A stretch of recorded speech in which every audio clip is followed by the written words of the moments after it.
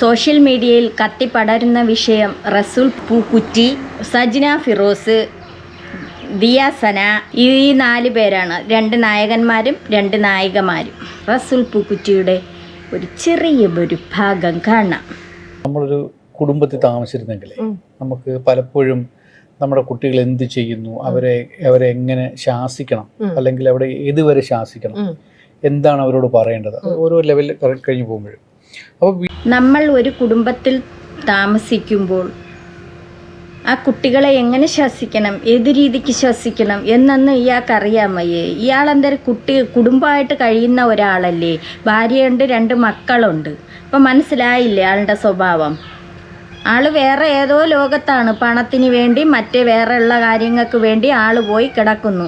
ഭാര്യയെ എടുത്തും മക്കളെയും പോകുന്ന അന്വേഷിക്കുക പോലും ഇല്ല. മുതിർന്ന ആളില്ലാത്തതിൻ്റെ ഒരു കുഴപ്പം നമുക്ക് പലപ്പോഴും എനിക്ക് അനുഭവപ്പെട്ടിട്ടുണ്ട്. അതായത് നമുക്ക് ഇപ്പോൾ ആ കുട്ടികൾക്ക് അവരുടെ മുത്തച്ഛനോ ആരെങ്കിലും ഉണ്ടെങ്കിൽ അവര് നമ്മളോട് ഷെയർ ചെയ്യാത്ത കാര്യം പക്ഷെ അവരോട് ഷെയർ ചെയ്യും. തീർച്ചയായിട്ടും. അപ്പൊ അവര് നമ്മളെക്കാൾ പ്രായമുള്ളത് കൊണ്ടും അനുഭവം അതെന്ത് ഷെയർ ചെയ്യാൻ മുത്തച്ഛനും മുത്തച്ഛിയും തന്നെ വേണമെന്നുണ്ടോ? ആളിനെന്ത് ഭാര്യരെ മക്കളെ അടുത്ത് കുറച്ച് നേരം ഇരുന്നൂടെ? പണം വേറുള്ള രീതിക്കൊന്നും പറഞ്ഞ് അങ്ങ് പോണതിന്, പണത്തിന് വേണ്ടി മറ്റേ ഇതിന് വേണ്ടിയാണ് ആള് പോണത്. അതിൽ ഇപ്പം മനസ്സിലായല്ലോ ജനങ്ങൾക്ക്. സമ്പത്തുള്ളത് കൊണ്ട് അവര് പ്രത്യേകമായ രീതിയിൽ അവരെ ഗൈഡ് ചെയ്യും. തീർച്ചയായിട്ടും. അതില്ലാത്തതൊരു വലിയ നഷ്ടമായിട്ട് എനിക്ക് തോന്നിയിട്ടുണ്ട്. അപ്പം പല സമയങ്ങളിലും എസ്പെഷ്യലി നമ്മൾ കോവിഡ് ഒക്കെ ഉണ്ടായപ്പോഴും മോൻ 10ാം ക്ലാസ്സിൽ പഠിക്കുന്നു, വീട്ടിലിരിക്കുകയാണ്, ഡിവൈസിലിരിക്കുകയാണ്, 2 വർഷത്തോളം അങ്ങനെ പോയി. അവൻ കോവിഡ് ബാച്ച്, എക്സാം എഴുതിയിട്ടില്ല 10ൽ. അപ്പൊ അങ്ങനെയൊക്കെ ഒരുപാട് ഫ്രസ്ട്രേഷൻ ഒക്കെ ഉണ്ടാകുന്ന സമയത്തിൽ എങ്ങനെയാണ് ഇവരെ ഡീൽ ചെയ്യുക എന്നുള്ളത് ഭയങ്കര ഫ്രസ്ട്രേഷനാണ്. ആ സമയത്ത് എങ്ങനെയാണ് ഡീൽ ചെയ്യുന്നത് കേട്ടോ?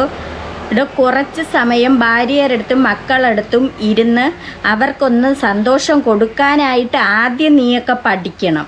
അതാണ് വേണ്ടിയത്. എങ്കിലാണ് ആ കുട്ടിയേക്ക് സ്വന്തം വാപ്പയാണ് എന്നും കുറച്ച് നേരം ഒന്ന് ഭാര്യരടുത്തും മക്കളടുത്തും ഇരുന്ന് അവർക്ക് കൊടുക്കേണ്ട സന്തോഷങ്ങൾ കൊടുക്കണം. ഏറ്റവും പ്രധാനമായിട്ടുള്ളത് അരമണിക്കൂറെങ്കിലും ആ ഭാര്യയുടെയും മക്കളെ കൂടെ ഇരുന്ന് അവരെന്തോന്ന് കുട്ടികൾ പഠിക്കുന്നുണ്ടാ, അവർ വല്ലതാ കഴിക്കുന്നുണ്ടാ, അവരെ കാര്യങ്ങളൊന്ന് തിരക്കേ അല്ലെങ്കിൽ ഭാര്യയുടെ കാര്യങ്ങളൊന്ന് തിരക്കേ, ഒന്നും ചെയ്യൂല എന്നുള്ളത് ഇപ്പം മനസ്സിലായില്ലേ?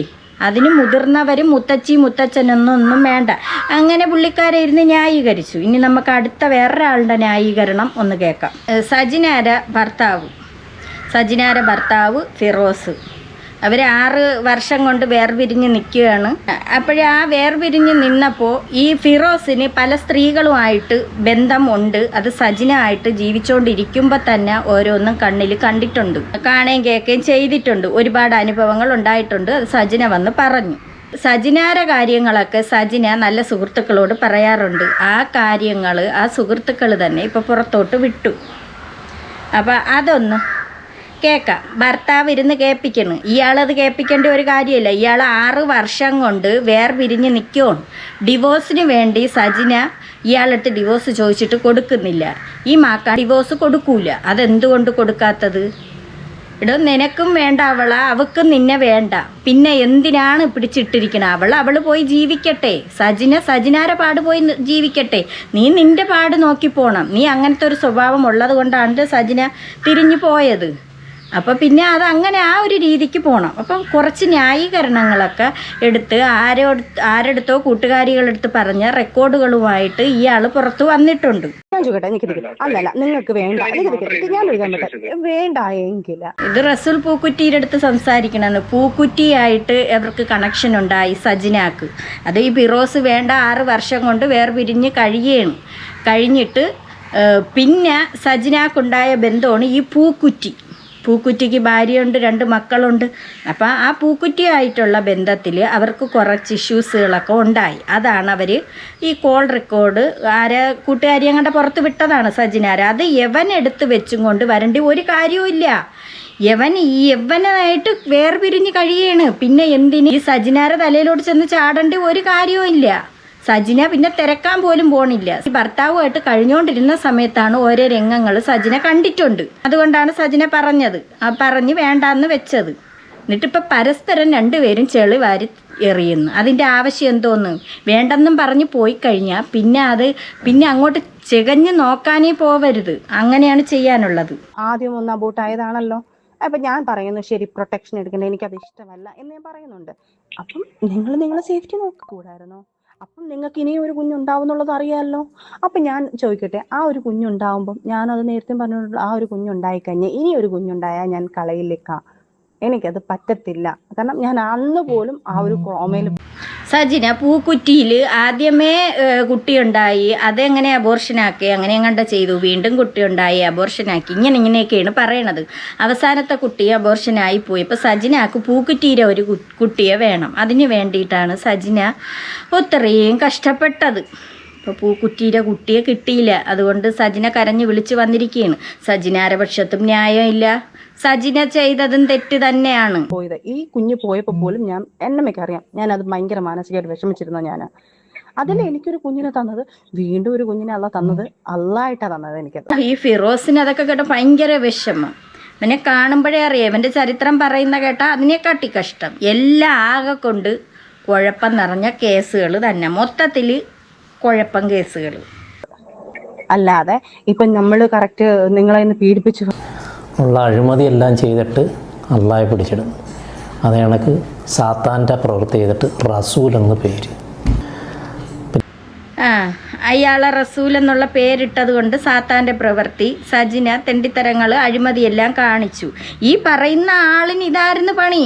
ഈ സജിനായെ വെച്ചോണ്ടിരുന്ന സമയത്ത് ആള് ഇതായിരുന്നു, ഫുള്ള് പോക്കായിരുന്നു. അതിൽ സജിനാക്ക് ഒരു കൊച്ചുണ്ട് അവനിൽ, എന്നിട്ട് അവനാണ് ഇരുന്ന് ന്യായീകരിക്കുന്നത്. അത് മാത്രമല്ല, ഇതെല്ലാം സംസാരിക്കാൻ നിൻ്റെ സാധനം എടുത്ത് എൻ്റെയിലോട്ട് ഇങ്ങനെയൊക്കെ പറയുന്നത് കേൾക്കുമ്പോൾ ഒരു ഉമ്മ എടുത്ത് വെച്ച് എങ്ങനെ തോന്നുന്നു ഇവർക്കിത് പറയാം? അല്ല, ഇയാളിത് ചെതഞ്ഞെടുത്തോണ്ട് വരേണ്ട ഒരു കാര്യവും ഇല്ല. ഇനി വേണ്ട, അവർ ഡിവോഴ്സിന് കേസ് കൊടുത്തിരിക്കുകയാണ്, കോടതി മുഖാന്തരം പോയേക്കാണ്. പിന്നെ ഇയാളിത് ചെതഞ്ഞെടുത്തോണ്ട് വരേണ്ട വല്ല കാര്യമുണ്ടാ? ഇതിൻ്റെ ആവശ്യമില്ല. പിന്നെ നിങ്ങളെ രണ്ടാമത് കുഞ്ഞുണ്ടായത്, ആദ്യം ഒരു കുഞ്ഞിനുണ്ടാക്കി എനിക്ക് അബോർട്ട് ചെയ്ത് തന്നു. അബോർട്ട് ചെയ്ത് ഞാൻ അത് അബോർട്ട് ചെയ്ത് കളഞ്ഞു.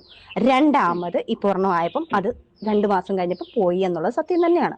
അപ്പം എനിക്ക് ഓൾറെഡി ആ കുഞ്ഞിനെ നിങ്ങൾ പ്രൊട്ടക്ട് ചെയ്യാൻ തുടങ്ങിയതും, നിങ്ങൾ എനിക്ക് മെഡിസിൻ മേടിച്ചും തരാൻ തുടങ്ങിയതും, എന്നെ ആ കുഞ്ഞിന് വേണമെന്നുള്ളൊരു തീരുമാനം നമ്മൾ മ്യൂസിലെടുത്ത് തന്നെ എനിക്ക് നിങ്ങളൊരു കുഞ്ഞിന് ആവശ്യമാണ്. ഇവിടെ ഇപ്പോൾ ഫിറോസ് നല്ലവനായി, ജനങ്ങളെ മുന്നിൽ നല്ലവനായി കാണിക്കുന്നുണ്ട്. സജിന ഇപ്പോൾ കുഴപ്പക്കാരിയായിട്ടാണ് സജിന ആ റെക്കോർഡിൽ വന്നിരിക്കുന്നത്. അത് കഴിഞ്ഞിട്ടും നമ്മൾ സന്തോഷത്തോടെയാണ്, ഒരു പ്രാവശ്യമേ ഉള്ളൂ ഞാനൊന്ന് ഇക്കാനടുത്ത് ബലമായി പീഡിപ്പിച്ച് എനിക്ക് ഇക്കാനെ വേണമെന്നും ബലമായിട്ട് ഞാൻ ഷാദിത്തുള്ള സമയത്ത് ഞാൻ ഇക്കാലത്ത് പറഞ്ഞിട്ടുണ്ട്. അത് ഇതൊന്നും അല്ല, ഇതിന് ഷാദിത്ത ഉള്ള സമയത്തെന്ന് പറയുന്നത് പുള്ളിയുടെ വൈഫാണ് ഷാദി. റസൂൽ പൂക്കുട്ടിയുടെ വൈഫ് നിൽക്കുന്ന സമയത്താണ് അത് അബോർഷനാക്കി കളഞ്ഞ കാര്യം പറയണ്. അപ്പോൾ ആ വൈഫിനുണ്ടാവുന്ന വേദന, സജിന ചെയ്തതും തെറ്റാണ്, ഒരിക്കലും സജിനാരെ പക്ഷെ ന്യായീകരിക്കാൻ പറ്റൂല. തെണ്ടിത്തരമാണ് കാണിച്ചത്.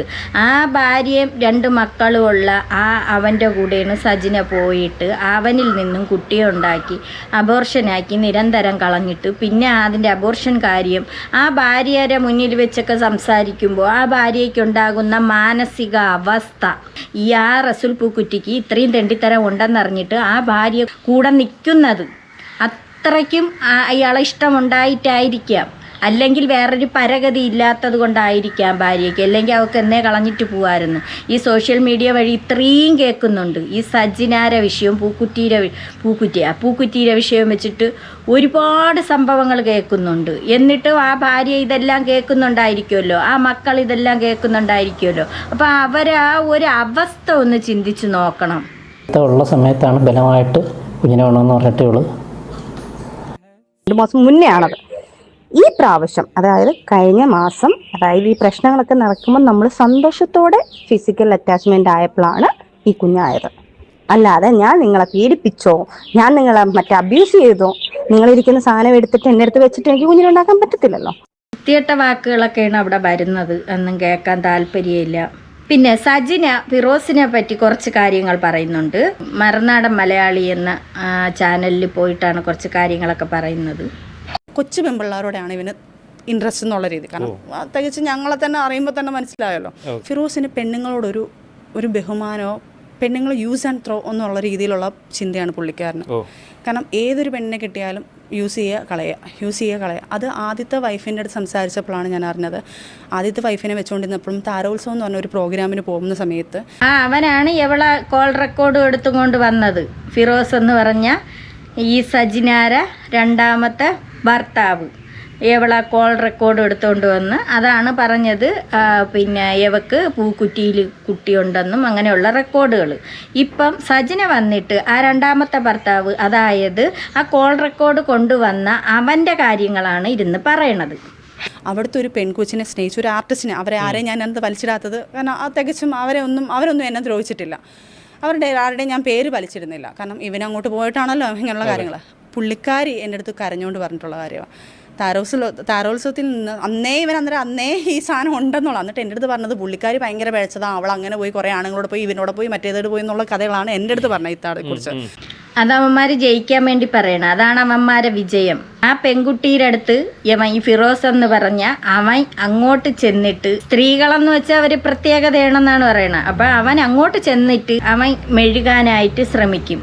അവൾ അങ്ങനെയാണ്, അവൾ അഴിക്കുകയാണ്. അത് ഭാര്യയുടെ അടുത്ത് വന്ന് പറയണത്. അവൾ അഴിക്കുകയാണ്, അവൾ അങ്ങനെയാണ് ഇങ്ങനെയാണെന്നൊക്കെ വന്ന് പറയും. യഥാർത്ഥത്തിൽ നേരെ തിരിച്ചാണ് ആ പെൺകൊച്ചിൻ്റെ അടുത്ത് കാണിക്കുന്നത്.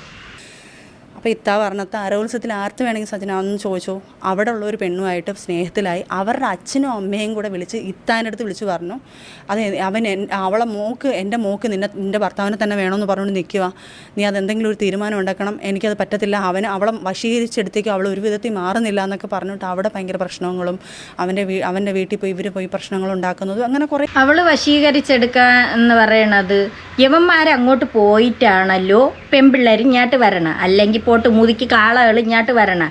യവന്മാർ മിണ്ടാതെ അവന്മാരെ ഭാര്യയെ മക്കളെന്നും പറഞ്ഞ് നോക്കിയിരുന്നെങ്കിൽ, മര്യാദയ്ക്കിരുന്നെങ്കിൽ ആ സ്ത്രീകളും ഇങ്ങോട്ട് വരൂലല്ലോ. അപ്പം യവന്മാരങ്ങോട്ട് പോയിട്ടല്ലേ, പിന്നെ സ്ത്രീകളെ കുറ്റം പറഞ്ഞിട്ടൊന്നും കാര്യമില്ല. ഈ ഇൻസിഡൻറ്റ് നടന്നിട്ടുണ്ട്. അതിനുശേഷം ഇവർ ആരൊക്കെയോ വെച്ച് കണ്ടിട്ടുണ്ട്, പൊക്കിയിട്ടുണ്ട്. ആർട്ടിസ്റ്റ് അല്ലാതെ കുറേ ഞാൻ എൻ്റെ കണ്ണുകൊണ്ട് കാണും ഓപ്പോസിറ്റ് ഒരു കണ്ണാടി കൂടെ ബാത്റൂമിനകത്ത് ഈ കൊച്ചിനെ കയറി ഉമ്മ വെക്കുന്നത് ഞാൻ കാണുന്നത്. നിങ്ങൾ ഈ സെക്കൻഡ് മാരേജ് കഴിക്കുന്ന ഏത് വർഷമാണ്? 2009-8 ആയിരുന്നു നമ്മളെ കല്യാണം വരുന്നത്. അതായത് സജിന ആദ്യം ഒരു കല്യാണം കഴിച്ചതാണ്. കല്യാണം കഴിച്ച് അതിലൊരു മകളുണ്ടെന്ന് പറയുന്നു. അവർ ഭർത്താവുമായിട്ട് അവർ ഡിവോഴ്സോ അങ്ങനെ കണ്ടേക്കെയാണ് അവർ പോയി. പിന്നെ അതിന് ശേഷമാണ് ഈ ഫിറോസിനെ കണ്ട് ഫിറോസ് കല്യാണം കഴിക്കണത്. ആ ഫിറോസിൽ തന്നെ ഒരു കുഞ്ഞുണ്ട്, ഒരു ആൺകുഞ്ഞുണ്ട്. ഓക്കെ, അപ്പോൾ അതിന് തൊട്ട് പിന്നാലെയാണ് ഈ സംഭവങ്ങൾ നടക്കുന്നത്. ഇത് അടുപ്പിച്ച് അതായത് ഈ ഒരു 1.5-2 വർഷം കൊണ്ട് ഞാൻ അനുഭവിക്കാനുള്ള എല്ലാം അനുഭവിച്ചിട്ടുണ്ട്. അപ്പൊ തിരിച്ചു വന്നപ്പോ ഇയാളുടെ പ്രതികരണം എങ്ങനെയാണ്? ഇപ്പം ഇദ്ദേഹം കരഞ്ഞു കാല് പിടിച്ചിട്ടാണ് തിരിച്ചു വന്നതെന്ന്. അത് കഴിഞ്ഞിട്ട് പുള്ളി 1 വർഷം ഒരു വൃത്തികേടിനും പോയിട്ടില്ലായിരുന്നു. പക്കാ ഫാമിലി മാൻ. എനിക്കറിയില്ല. അതായത് വേറൊരു പെൺകുട്ടിയെ ഈ എന്തോ TV ഷോയുടെ കാര്യം പറയുന്നുണ്ട്. അങ്ങനെ പോയപ്പോഴത്തേക്ക് ആ ടോയ്ലറ്റിനകത്തോ അങ്ങനെയും കണ്ട ബാത്റൂമിനകത്ത് കൊണ്ടുപോയി ഒരു പെൺകുട്ടിയെ കെട്ടിപ്പിടിച്ച് നിൽക്കുന്നത് ഈ സജിന നേരിൽ കണ്ടു എന്ന് പറയുന്നു. ഇതൊന്നും പുത്തരിയല്ല, ഇത് മിക്ക ഉള്ളിടത്ത് നടക്കുന്നതാണ്. കരഞ്ഞു, കാല് പിടിച്ചു, ഇതൊക്കെ സ്വാഭാവികം, ഇതെല്ലായിടത്തും ഉള്ളതാണ്. കരയക്കം, കാല് പിടിക്കക്കം, ഇങ്ങനെയൊക്കെ ഉള്ള രംഗത്തിൽ ഇങ്ങനെ നിൽക്കും. പിന്നെ കുറേ നാളവന്മാർ മാന്യന്മാരായി എന്നാണ് സജിന പറയുന്നത്. അത് അവന്മാർ മാന്യന്മാരാവും പിന്നെ കുറച്ച് നാളത്തേക്കാണ്. പിന്നെ അത് കഴിഞ്ഞിട്ട് വീണ്ടും ഇതേ ഗതി തന്നെ. നിരന്തരം ഫോൺ നോക്കുമ്പോൾ, അവൻ്റെ ഫോൺ നോക്കുമ്പോൾ ഇതുപോലെ സ്ത്രീകളുമായിട്ടുള്ള ഇതും ഒക്കെയാണ് സജിന കണ്ടതായിട്ട് പറയുന്നത്. ഞാൻ എൻ്റെ കണ്ണി കണ്ടിട്ടില്ല. പിന്നെ 1 വർഷം, പിന്നെ ഈ 1 വർഷം കഴിഞ്ഞിട്ട് തന്നെയാണ് സംഭവിക്കുന്നത്. 1 വർഷം കൊണ്ട് ഈ സജിനയ്ക്ക് ഈ ഫിറോസിനോടുള്ള ആറ്റിറ്റ്യൂഡിൽ മാറ്റം വന്നു. അതായത് ഇദ്ദേഹം നല്ലവനായി ഭയങ്കര സ്നേഹം എൻ്റെ ഭയങ്കര സ്നേഹം. അതാണ് കള്ളന്മാര് ഭയങ്കര സ്നേഹം. പിന്നെ ഭാര്യയുടെ അടുത്ത് കാണിക്കും. കുഞ്ഞിനെ സ്നേഹിക്കുന്നു, എൻ്റെ വീട്ടുകാരെ സ്നേഹിക്കുന്നു, എന്നെ സ്നേഹിക്കുന്നു. അതായത് എൻ്റെ ഫിറോസ് ഖാൻ അങ്ങ് മാറി. അപ്പോൾ കണ്ണു അടച്ച് വിശ്വസിച്ചു. ഞാനൊരു കാര്യം പറയട്ടെ ഏട്ടാ, ഞാൻ തിരിച്ചു വരണമെങ്കിലോ അല്ലെങ്കിൽ ഇങ്ങനെ ഒരു സാധനത്തിൽ പോകണമെങ്കിലോ എനിക്ക് ഇമ്പോർട്ടൻ്റ് അയാൾ തന്നെ ആയതുകൊണ്ടാണല്ലോ ഞാൻ തിരിച്ചു വരുന്നത്. ഉറപ്പായിട്ടും ഞാൻ അയാളെ പേടിപ്പിക്കാൻ വേണ്ടിയിട്ട്, അല്ലെങ്കിൽ എനിക്ക് ഇതിനെക്കാട്ടും നല്ല ലൈഫ് എന്ന് പറഞ്ഞാൽ എനിക്ക് അതങ്ങ് നിന്നൂടായിരുന്നു. ഈ ആ വിശ്വാസം പിന്നെ എപ്പോഴാണ് നഷ്ടപ്പെട്ടെ? വീണ്ടും ഇതുപോലുള്ള കാര്യങ്ങൾ ഓരോ പെണ്ണുങ്ങളെ വെച്ചിട്ട് ഓരോ കാര്യങ്ങൾ പൊക്കുവാണ്. അതായത് അതിനുശേഷം ഞങ്ങളൊരു സൂര്യജോഡി നമ്പർ 1 എന്ന് പറഞ്ഞൊരു പ്രോഗ്രാമിന് പോകുന്നു. സൂര്യ TV-യിൽ. അവിടെ ചെന്നപ്പോഴാണ് ആ ഒരു ഇൻസിഡൻറ്റ് ഞാൻ ഈ ഇടയ്ക്ക് എൻ്റെ സ്റ്റോറിയിലൊക്കെ ഞാൻ പറഞ്ഞിട്ടുണ്ടായിരുന്നു. അതിനുശേഷം അതിനകത്തുനിന്ന് ഒരു പെൺകൊച്ചിനെ കയറി ഞങ്ങളെല്ലാവരും കൂടെ പാർട്ടി എല്ലാവരും കൂടെ ഒരുമിച്ചിരുന്ന സമയത്ത് ഞാൻ എൻ്റെ കണ്ണുകൊണ്ട് കാണും ഓപ്പോസിറ്റ് ഒരു കണ്ണാടി കൂടെ ബാത്റൂമിനകത്ത് ഈ കൊച്ചിനെ കയറി ഉമ്മ വെക്കുന്നത് ഞാൻ കാണുന്നത്. ഇപ്പം ആ കൊച്ചു എൻ്റെ അടുത്ത് സത്യാവസ്ഥ അതങ്ങനെ പറയുമ്പോൾ ഈ പെൺകൊച്ചിനും കൂടെ താല്പര്യം ഉണ്ടെങ്കിൽ മാത്രമേ അതങ്ങനെ സംഭവിക്കുള്ളൂ. ഇല്ലെങ്കിൽ ആ കൊച്ച് അവിടെ നിന്നും കൊണ്ട് 10 വിളിയെങ്കിലും വിളിച്ചനെയായിരുന്നു. അതിന് അങ്ങനത്തെ താല്പര്യം ഇല്ലാന്നുണ്ട്. അപ്പം അതിൻ്റെ സമ്മതത്തോടു കൂടിയാണ് അത് ചെയ്തതെന്നുള്ളത് കണ്ടു നിൽക്കുന്നവർക്ക് മനസ്സിലാവും. അതുപോലെ സജിനാക്കും മനസ്സിലായിട്ടുണ്ട്. പറയുന്നുണ്ട് അവരുടെ കൂടെ നിന്ന് പറഞ്ഞ് ഞാനല്ല ഫിറോസ് ഖാൻ കയറി പിടിച്ചതാന്ന് പറഞ്ഞു. പക്ഷെ ഞാൻ കാണുന്ന കാഴ്ച ആ പെണ്ണിനെ ഫ്രഞ്ച് ചെയ്യുന്നതും കെട്ടിപ്പിടിച്ച് ഇങ്ങനെ പിടിച്ചു പോകുന്നതാണ് ഞാൻ കാണുന്നത്. എനിക്ക് അപ്പം രണ്ടുപേരും ഒരു പെണ്ണിനെ തൊടുമ്പം ഞാൻ അതിനെ കുറ്റം പറയുകയല്ല, പെടുമ്പം നമ്മൾ കുതറി മാറുകയല്ലേ ചെയ്യുന്നത്. കൊച്ചുകുട്ടിയായിരുന്നു? അല്ലല്ല, ഒരു ആക്ടറാണ്. ആ, അപ്പം അത് വന്ന് കണ്ടുപിടിച്ചു. അതും ഇതുപോലെ സെറ്റിലുള്ള ആൾക്കാരൊക്കെ അറിഞ്ഞു. ഞാൻ ഭയങ്കര കരച്ചിലും ബഹളവും കാര്യങ്ങളും ഒക്കെ ആയിട്ട് വീണ്ടും ഞാൻ പോയി. അത് ഈ അപ്പോഴും ഫിറോസിന്റെ പിന്നാലെ ചാരക്കണ്ണുണ്ടായിരുന്നു സജിനയുടെ, അല്ലെ? അതോ യാദൃശ്യമായിട്ട് കണ്ടതാ? അത് യാദൃശ്യമായിട്ട് കണ്ടതാ. എനിക്ക് വിശ്വാസം പുള്ളി കുറെ നാൾ അങ്ങനെ ജീവിച്ചപ്പോൾ പിന്നെ ആദ്യം ഫിറോസിന് സംശയം ഉണ്ടായിരുന്നു. സജിനാരെ നേരിൽ പല സംഭവങ്ങളും കണ്ടിട്ടുണ്ട്, അതുകൊണ്ട് ഫിറോസിന് സംശയമായിരുന്നു. പിന്നെ കുറേ നാൾ ആ കാലിൽ വീണ് മാപ്പൊക്കെ പറഞ്ഞതിന് ശേഷം മനസ്സിലുണ്ടെങ്കിലും പിന്നെ ആ സംശയമൊന്നുമില്ല. അവൻ്റെ അടുത്ത് ഭയങ്കര ഇഷ്ടം. അവന് നോക്കുമ്പോൾ അവളുടെ അടുത്ത് ഭയങ്കര സ്നേഹമായിട്ട് കാണിക്കുന്നു. അത് അവൻ്റെ സ്നേഹപ്രകടനമായിരുന്നു. പിന്നെ അതുകൊണ്ടാണ് സംശയമില്ല എന്ന് പറഞ്ഞാൽ പിന്നെയാണ് ഒരു സെറ്റിൽ വെച്ച് ഇങ്ങനെ കാണുന്നത്. അപ്പോൾ ഈ പെങ്കൊച്ചിനും താല്പര്യം ഉണ്ടായിരുന്നു ഇയാൾ പിടിക്കണത്. അതുകൊണ്ടാണല്ലോ അവൻ പിടിച്ചിട്ട് പിന്നെ ഒരു കള്ളക്കണ്ണീരും പൂങ്കണ്ണീരും പൂങ്കരച്ചിലും ഒക്കെ അവനും കരഞ്ഞു അവളും കരഞ്ഞു എന്നൊക്കെ പറയുന്നത്. ഇതൊക്കെ കള്ളന്മാരെയും കള്ളികളെ ലക്ഷണമാണ്. അതൊക്കെ അനുഭവിക്കുന്നവർക്കല്ലേ ആ വേദന അറിയുള്ളൂ. അപ്പം സജിനായും കുറ്റം പറഞ്ഞിട്ടൊന്നും കാര്യമില്ല. ഒരുപാട് അനുഭവങ്ങളൊക്കെ അനുഭവിച്ചിട്ടാണ് വന്നത്. കുറേ എണ്ണം പിന്നെ സജിനാരെ മണ്ടയിലോട്ട് കയറുന്നു. ദിയാസന എന്ന് പറയുന്ന അവർ സുഹൃത്തുക്കളായിരുന്നു. ആയിരുന്ന സമയത്ത് പറഞ്ഞിട്ടുള്ള ഓരോ കാര്യങ്ങളായിരുന്നാലും ഇപ്പം വെളിയിൽ വിടുന്നു. പിന്നെ അതിന് സജിന വന്ന് ഇന്ന് അതും ഇൻ്റർവ്യൂ കൊടുക്കുന്നുണ്ടായിരുന്നു. പലരും പല രീതിക്ക് ഇൻ്റർവ്യൂകൾ കൊടുക്കുന്നുണ്ട്. പലരും പരാതിയായിട്ട് പോയിട്ടുണ്ട്. ഇതിൽ ഏതാണ് സത്യം ഏതാണ് കള്ളം ഇതൊന്നും അറിയാൻ വയ്യ.